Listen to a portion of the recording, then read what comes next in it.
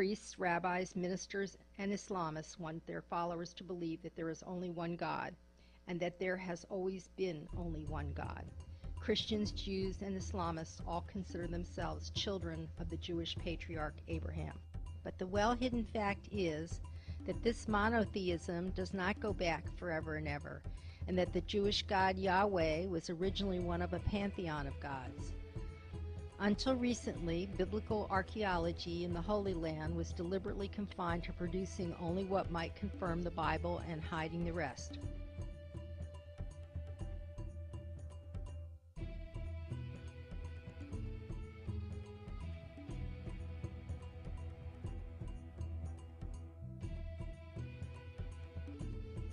But unavoidable discoveries like the Dead Sea Scrolls have opened the floodgates.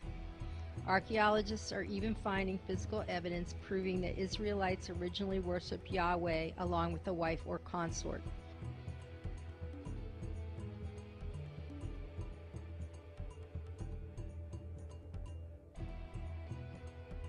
Proof that the people of Israel once worshipped their own pantheon of gods is contained in the Bible itself.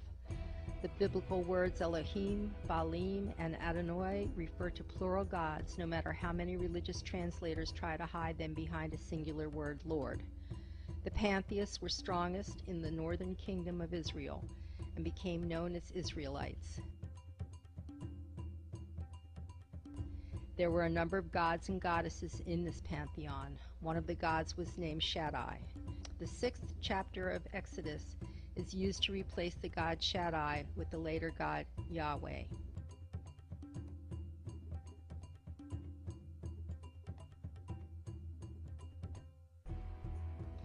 The Baal gods mentioned in the Old Testament were worshipped by some of the Israelites.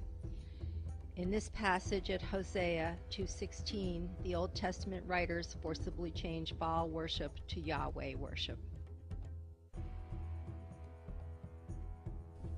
The Most High God of the Elohim was El Elyon, or the Sun. Among the Israelites, his priesthood was called the Order of Melchizedek. These priests worshipped other gods descended from Elyon, including a god called Moloch, who for a time was considered the same as Yahweh. Moloch worship included human sacrifice, which survived in parts of Israel until it was finally banned under the Roman Emperor Hadrian.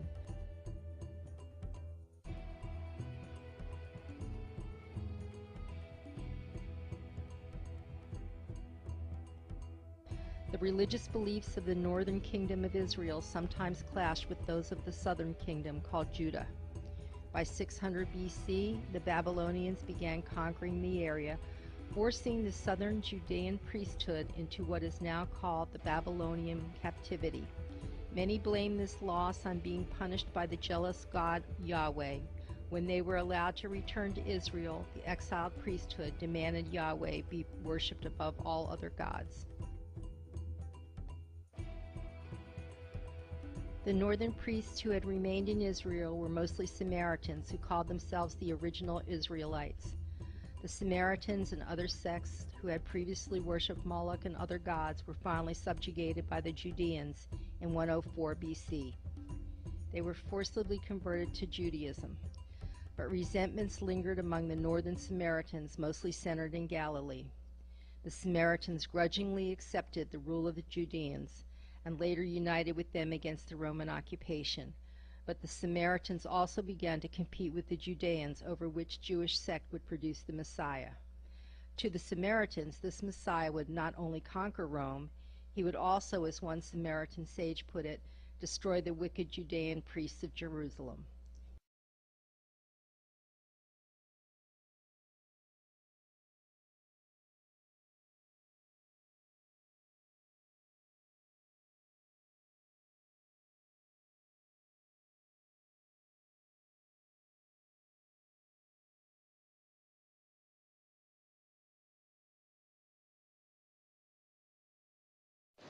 The Jewish uprisings against Rome brought about the first Roman sacking of Israel in 66 AD. A smaller revolt brought the Romans back in 132 AD and a final victory by 135 AD. The period from 66 AD to 135 AD saw what is called the diaspora, when the surviving Jewish sects were ejected from Palestine. It is somewhere between 66 AD and 135 AD that the Dead Sea Scrolls were buried to preserve Jewish sectarian traditions and hide treasure from the conquering Romans. It is also between 66 AD and 135 AD that the escaping Samaritans began joining the Therapeutan Christ schools in Alexandria, Antioch, and Rome. We know this because many early Christian fathers, such as Justin Martyr, are identified as Samaritans. The Dead Sea Scrolls, buried during the Roman purges, were rediscovered between 1947 and 1956. If Orthodox Christian dating is correct, Jesus was crucified at least 30 years before the Dead Sea Scrolls were buried. But it's also possible the Dead Sea Scrolls were buried up to a century after Jesus was supposedly crucified. The Dead Sea Scroll documents do not contain any explicit references to Jesus or the gospel story. They should be full of arguments about whether Jesus was really the Messiah, especially if Christians, an offshoot of the Jewish religion, had become so troublesome in the Roman world that Nero had to execute St. Paul in 64 AD. Instead, the Dead Sea Scrolls do not confirm any established movement called Christianity.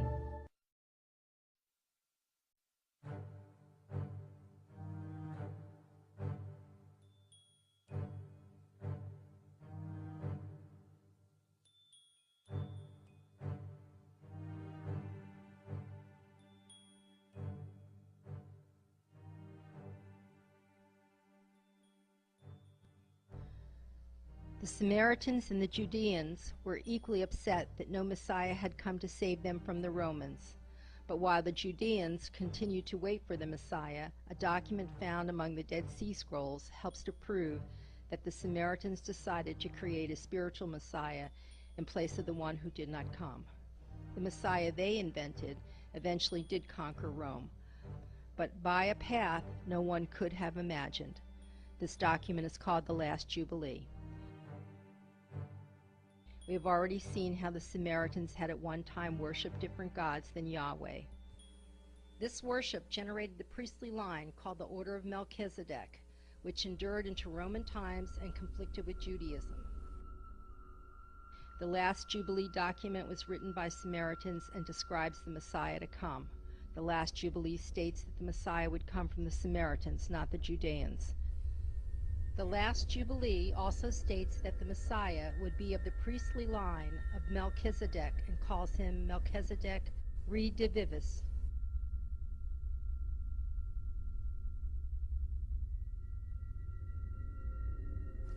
In the New Testament, the Epistle to the Hebrews specifically states that Jesus was of the priestly line of Melchizedek.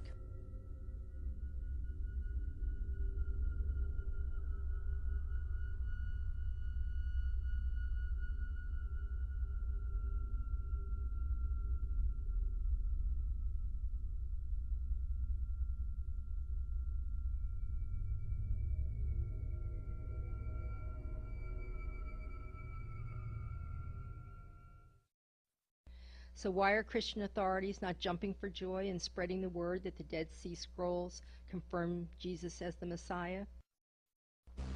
The biggest problem is that the Last Jubilee document was buried too late. Why bury the Last Jubilee if the Messiah had already come? The Last Jubilee document, written by Samaritans, and left at Qumran as late as 135 AD, is still looking ahead to the Messiah. In fact, in the Last Jubilee, the Samaritans authored a blueprint for a Messiah. It was Samaritans like Justin Martyr who gradually took over the Christ schools of the Therapeutan network.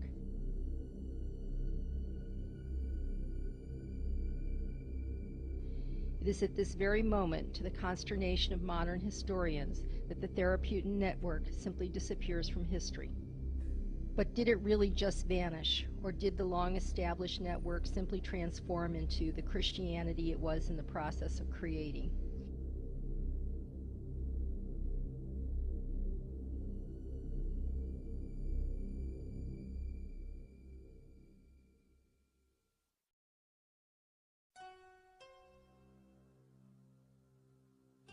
It wasn't long before the Samaritans began fighting among themselves. Some remained intensely anti-Judean. In arguing over the story, they wanted Jesus to have existed during the Messianic age, so that the Judeans could reject him and be scapegoated for his crucifixion. Others, like the Gnostic Marcion of Pontus, sought to keep Jesus a merely spiritual figure who appeared on earth to argue against the Judean law and lead the competing Samaritan Israelites to salvation in true Savior God fashion.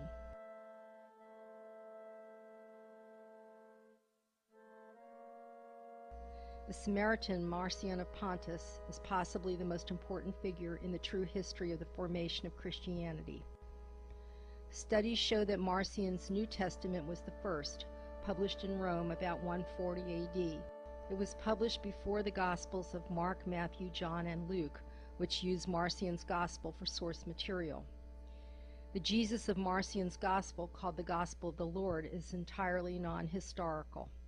In Marcion's Gospel, Jesus is not even born, but comes down at Capernaum to argue against the Judean law.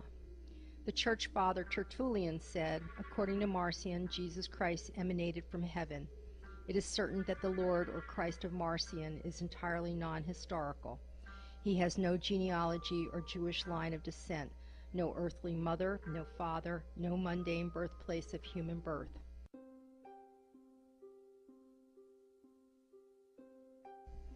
Marcion referred to Paul as the greatest disciple of Christ. Remember our problem of Paul, whose original writings are most likely those of Apollonius of Tyana. The Gnostic Apollonius considered himself a disciple of Pythagoras. He was a member of a long-lived society created by Pythagoras centuries earlier.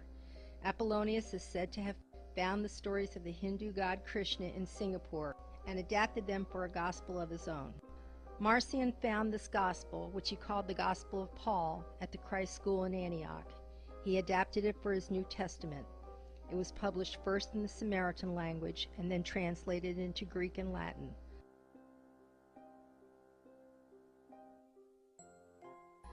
What was in Marcion's New Testament? The Gospel, no Acts, no Revelations, and just one Gospel. The Apostolicon, 10 of Paul's epistles. The argument of Christian authorities is that Marcion's Gospel came later, and he simply removed the historical references from the 4 Gospels in the New Testament. But they are reversing the truth.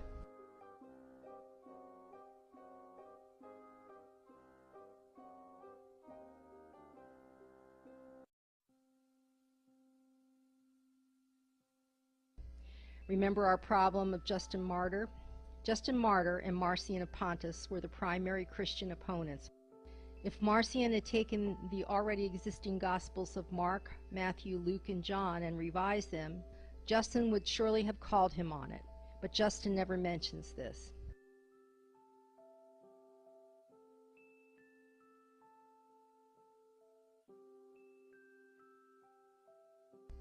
Instead, Justin's original writings show that he is not aware of any 4 Gospels written by Mark, Matthew, Luke, and John.